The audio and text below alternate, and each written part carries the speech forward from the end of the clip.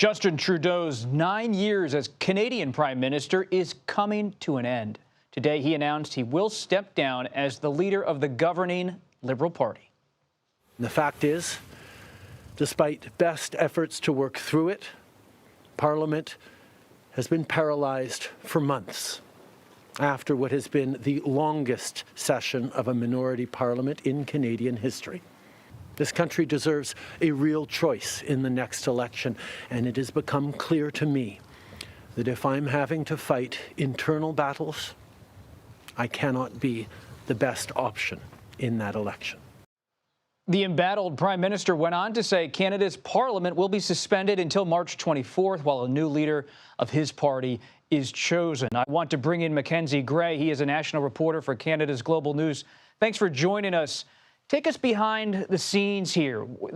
Prime Minister Trudeau has been this major force on the Canadian political scene, the global political scene, for a long time, many, many years now. What led inside his own party to this ouster? Really, it's been bad polling numbers. For about a year now, Mr. Trudeau has been behind the Conservative Party, and those numbers have grown substantially.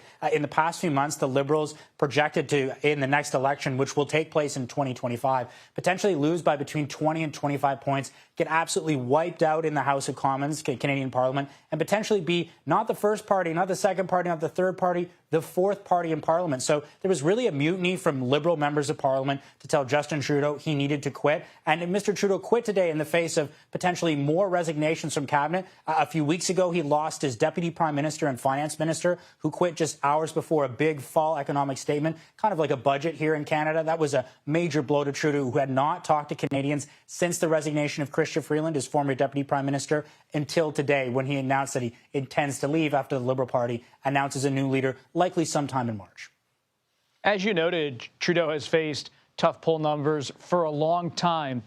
He's also faced scrutiny over his handling of the relationship with the United States. He went down to Mar-a-Lago to see President-elect Donald Trump, and Trump has taunted him ever since, saying that Trudeau should become the governor of Canada and Canada should consider being annexed by the United States. How did that Trump factor play into how Liberal Party members saw the Prime Minister and his position? It certainly didn't help the situation. These 51st state tweets, all of these things that Donald Trump has been talking about has kind of underscored the line that many in the Conservative Party here in Canada, the official opposition, have been saying needs to have for an election to happen, because Mr. Trudeau is at the end of his mandate here. There is a scheduled election to happen in 2025. And with Mr. Trudeau at the end and having low polling numbers, many analysts have been focusing on the fact that maybe Donald Trump's looking right past Justin Trudeau and focusing on Pierre Poilievre, who's the Conservative leader, someone that Elon Musk has been tweeting about, someone that Joe Rogan is talking about, someone that in conservative American circles has been starting to gain some traction. So Trump's tweets, Trump's taunts really did not help Mr. Trudeau, who was already in a weak position. And there was a lot of concern and angst here in Canada about the potential for these 25% tariffs to be levied on Canadian goods going to the U.S. Estimates up here would see a potential 5% GDP cut in the Canadian economy, a potential disaster for Canada. And briefly, for those Americans who are not paying close attention to Canadian politics, give us a glimpse inside the Conservative Party in Canada, which seems rather excited in recent days about their chances in the next Canadian election and about their leader.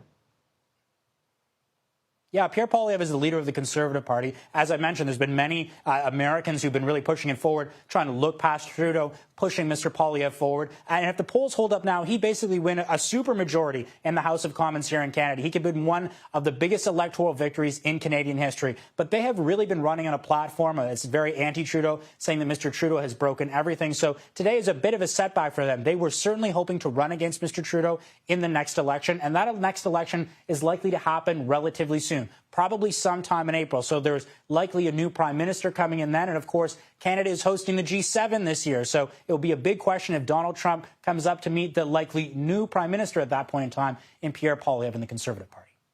A lot to happen in Canadian politics between now and then, if that possibility ever emerges. Mackenzie Gray, thanks for stopping by. We appreciate it.